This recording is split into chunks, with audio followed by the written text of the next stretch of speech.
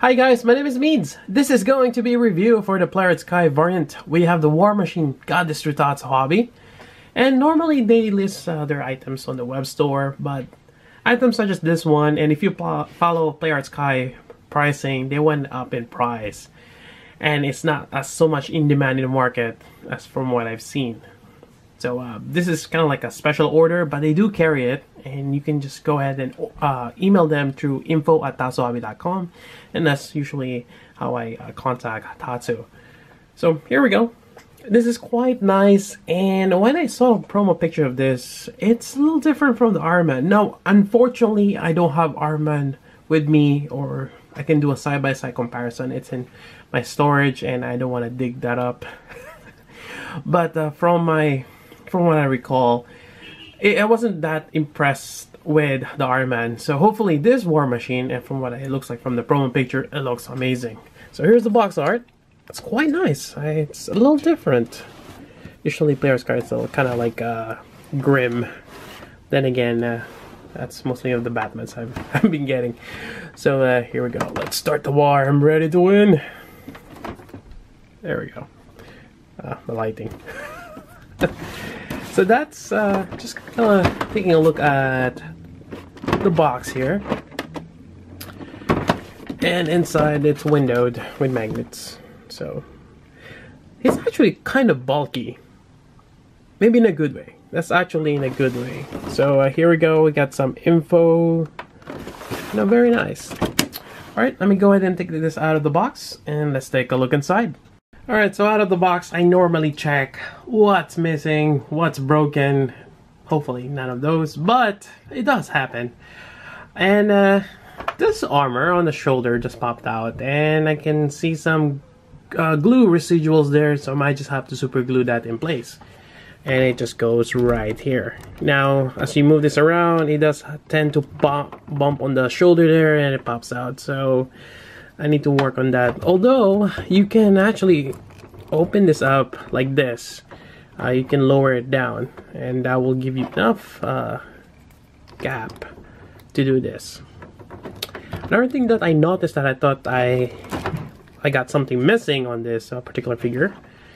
When I look at the back side, I see this strap on to the lower left.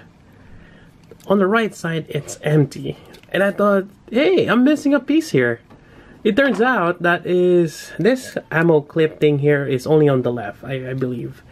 So this thing is not there. And there are actually 4 points if you remove this one.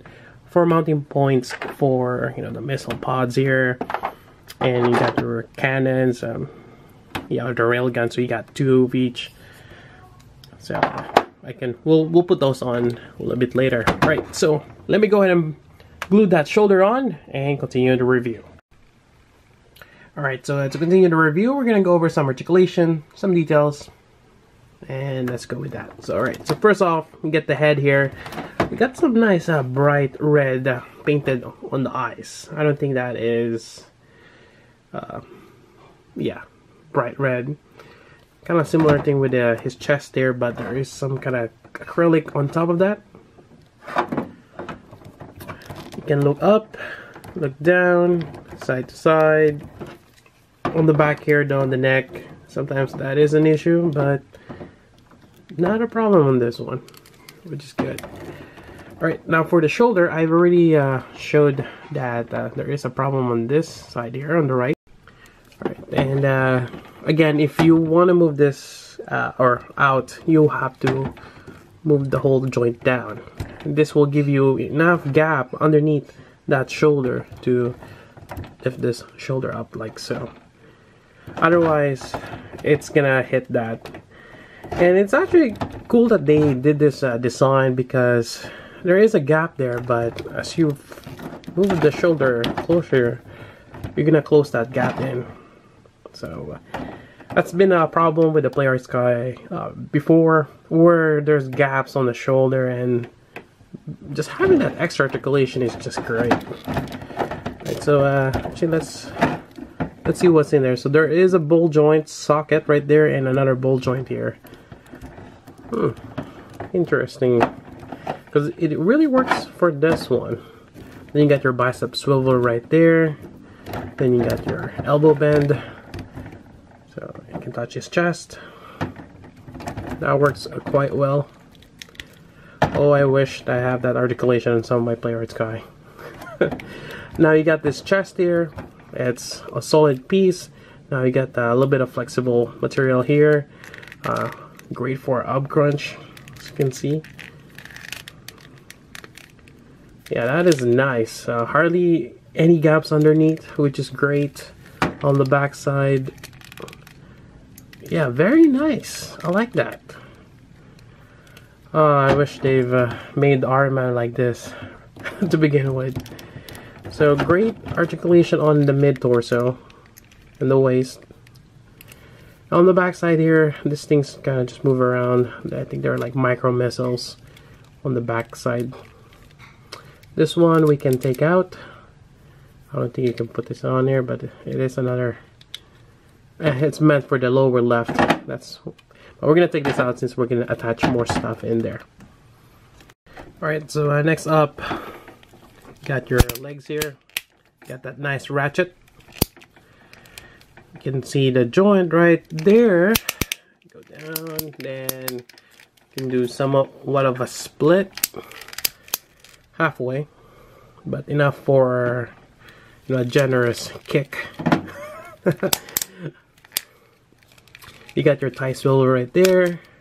Your knee bend, double jointed.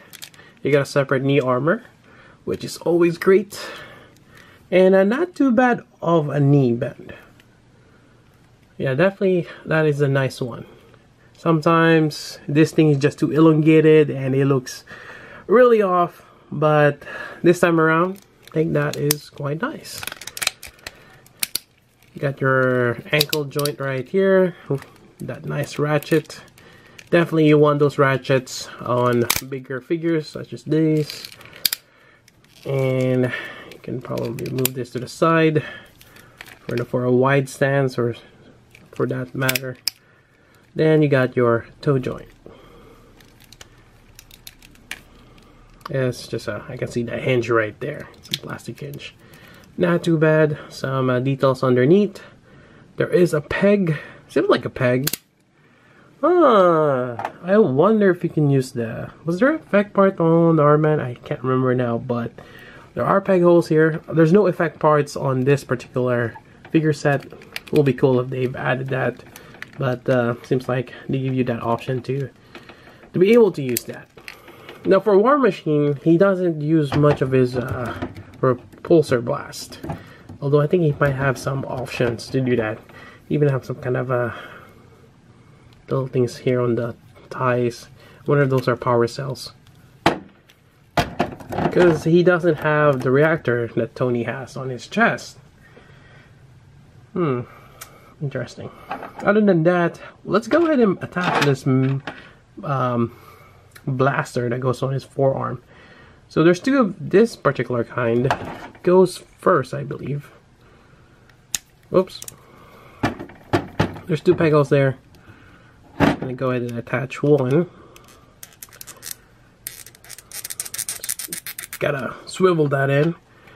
The other one, this one it's different in style. This one is a little bit longer. You got the silver on that. This one doesn't. I don't think it does really matter which way you go, but I'm gonna go with this. All right. Same thing on the other side. It is such a weird design, to be honest. This little blaster things. Alright, so same thing. We're gonna just swivel that in. Where's the other one? Okay, last one. Lot of pegging in. There we go. Alright. So blasters on the forearm. Let's move this out. Ah. Nice blaster right there. There we go. Alright, so next part, it's stuck, are the shoulder things. Or yeah. So this one, why don't we mount one here? So we're just gonna go attach this. Now this, it's on its own, it's a little difficult to put in as well. It pegs in, but it's a giant peg, and I'm putting a lot of effort just to put that in. It goes on the shoulder. Now you have an option. You can match that with this one. Another set of missiles on here, like so. Or you can put it underneath here. So for this demonstration, I'm gonna do a little bit of a symmetrical installation. Then we'll go even it out later on. Alright, so just forcing this in. Alright, so you can have like a small rocket underneath. I kind of like it, and you can rotate that or just have it on the side. I mean, these things are very modular. The ratcheting joint, the arm basically for that attachment. Really nice. Now next up are this really cool blaster. And a friend of mine mentioned that this looked like Sazabi's blaster, if you're familiar with Gundams. Kind of like a G11. This should go here. So I'll put this one on this side. So again, just bear with me as I swivel this in. Whoa! Missed! Ah, jeez. Alright. Putting a lot of effort. Swivel that in. There we go. This is something that you want to do carefully and as close to you as possible.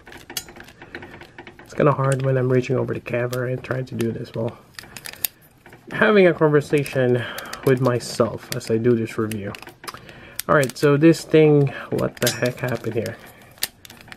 Alright, well, we'll go with that.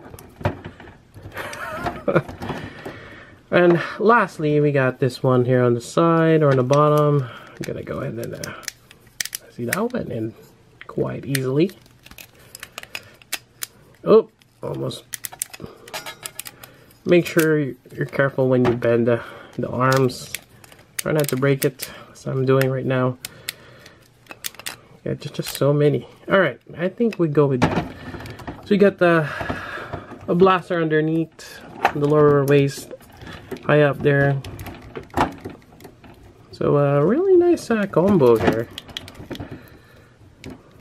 You really decked out your war machine. Very nice. Otherwise, once getting him to stand is, come on. Alright. He is a bit top heavy. There is a stand on this as well. It's on the backing of the Player Sky box. I typically don't take that out because it ruins the inside part of the box. Then again, you don't see it.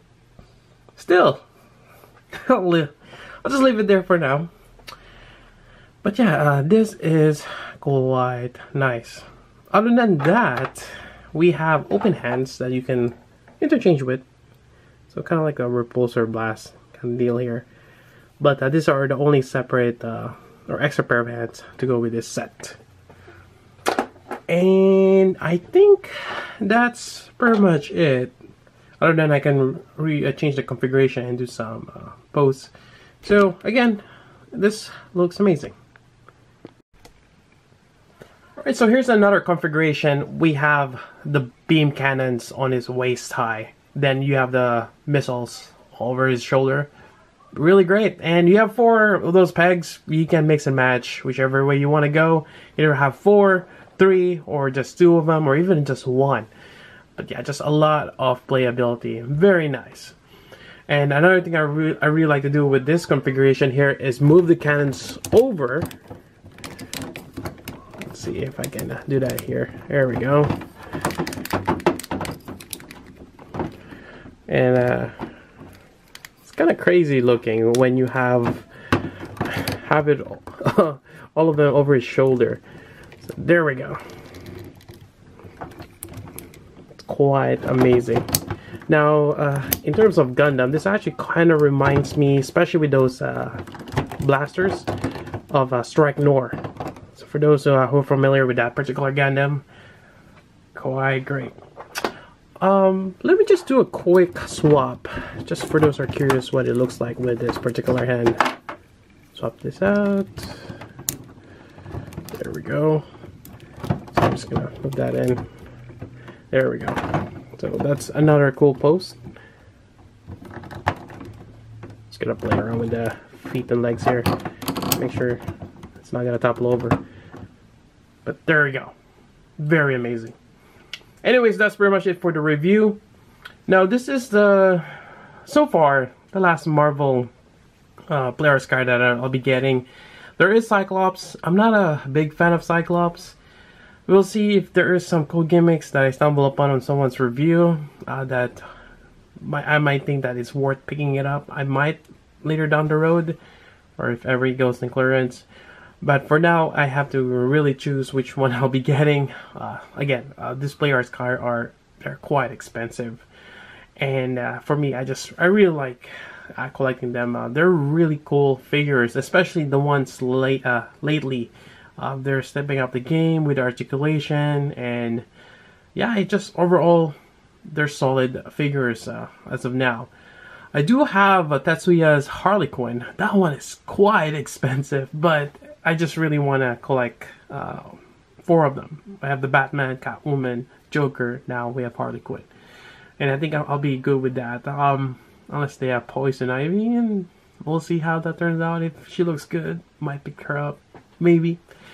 Or if they make Robin, but we'll see how that goes. And again, Tetsuya's series for the Polaris Kai are quite expensive. For each one, you're looking at almost $200, and I'm not sure how much it is now since it's been a while since they've released Catwoman and Batman. But yeah, those are they just look so awesome. Anyways, that's about it for this review. Hope you guys like it. If you got questions, let me know. Again, I got this through Tatsu Hobby. If you got questions, just email them, info@tatsuhobby.com.